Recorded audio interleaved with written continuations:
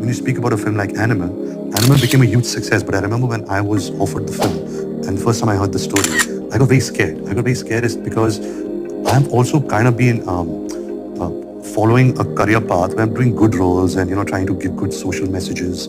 Not trying to do stuff which I kind of play the good boy, basically. Coming of age, that my romantic image that I had. This film. So Animal, though, if you go to general public and they will really speak very fondly about the film. But there are many people who I meet who are like, you shouldn't have done this film, and we're so disappointed in you. And a lot of people from the film industry.